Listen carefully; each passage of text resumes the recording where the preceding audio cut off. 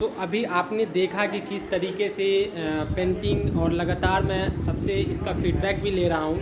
अब मैं लास्ट में आता हूँ, हमारे मेंटर्स जो हैं रजनी रंजन मैम और एस3 मैम पढ़ाती हैं, और मैम की ये दिमाग में मतलब माइंड में सबसे पहले जो डगरा का कंसेप्ट आया, हम तो जिस पहली बार जब मैम बोली थी कि डगरा लेना है तो हमको कुछ समझ में नहीं आता कि उस पर कैसे बनेगा, लेकिन मैम का जो ये आइडिया रहा और उनके जो भी मतलब सपोर्टिव थे, उनके बारे में मैम से बात करता हूँ। बच्चे के ऊपर क्या कुछ बोलना चाहेंगे मैम कि अभी जो एक प्रशिक्षु के रूप में सभी बच्चे यहाँ आए हैं और इस चीज़ को पहले जब वो नहीं आने में मतलब वो हिचकिचाते थे कि मैम कोई नहीं आना चाहता था, लेकिन बच्चे जब यहाँ आए तो उनको आपने देखा किस तरीके से उन्होंने यहाँ काम किया और अपना समय जो दिया और कुछ सीखा, उसके बारे में मैम कुछ बता दीजिए मैम।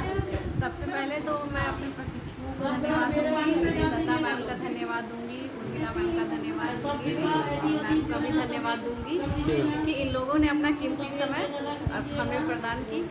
मुझे जब S3 में का जब मैं सिलेबस देखी तो उसमें देखी कि बेसिक एजुकेशन से था कि हस्तशिल्प के बारे में करना। तो जब हस्तशिल्प के बारे में था तो मुझे लगा कि बहुत सारी चीज़ें कॉमन है, बहुत लोग करवाते हैं, तो कुछ यूनिक करवाया जाए। तो फिर मुझे मेरे कॉन्सेप्ट में आया कि अपने सेमिनार रूम को डेकोरेट करने के लिए अगर क्यों ना डगरा बनवाया जाए, बच्चों से उसे डेकोरेट करवाया जाए और उसे सेमिनार रूम में सजवाया जाए, कुछ अलग लगेगा। तो फिर मैं ये कॉन्सेप्ट अपने बच्चों के साथ शेयर की। मेरा जैसा आदत है कि मैं कुछ भी अपना रहता है तो बच्चों के साथ ज़रूर शेयर करती हूँ, ताकि उन लोगों का भी इसमें ओपिनियन ले सकूँ कि क्या मैं जो सोच रही हूँ वो सही है या इसमें कुछ चेंज करने की आवश्यकता है। तो बच्चों ने बहुत उत्साहपूर्वक हाँ भी कहा, कभी कभी हिचकिचाए भी। जैसे कि आज जब ये छोटे से एक वर्कशॉप के लिए जब मैं स्नेहलता मैम को बुलाई तो मुझे कल जानने को मिला कि आज फास्टिंग था बहुत बच्चों का, तो आने में हिचकिचा रहे थे, लेकिन मेरे मोटिवेट करने पे, मेरे बोलने पे बहुत सारे बच्चे आए। और जब मैं बोली कि जिनका फास्टिंग है वो हाफ टाइम से जा सकते हैं, लेकिन अब मुझे बोलना पड़ रहा है कि ठीक है आप जाइए, आपका फास्टिंग है, लेकिन वो जाने को तैयार नहीं हो रहे हैं। तो मैं अपने लर्नर्स को भी बहुत बहुत धन्यवाद देती हूँ और बहुत ही अच्छा फीडबैक आया है बनके। अभी इस पर और भी ज़्यादा आउटलुक निकलेगा, लेकिन आज फर्स्ट ट्रायल में ये तो बिना 3-4 सेशन का कंप्लीट नहीं होगा, लेकिन आया अच्छा है।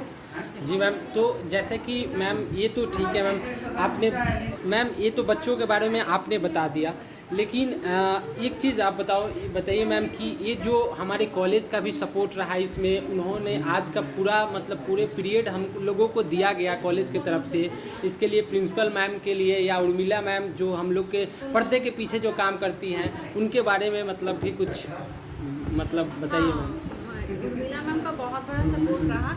जब मेरी आदत है कि अगर मैं कुछ सोचती हूँ पढ़ाने के अलावा, जो मुझे सिलेबस में पढ़ाना है, इसके अलावा कुछ एक्टिविटी के बारे में सोचती हूँ या कुछ नए काम करने के लिए, तो उर्मिला मैम से डिस्कशन मैं करती हूँ।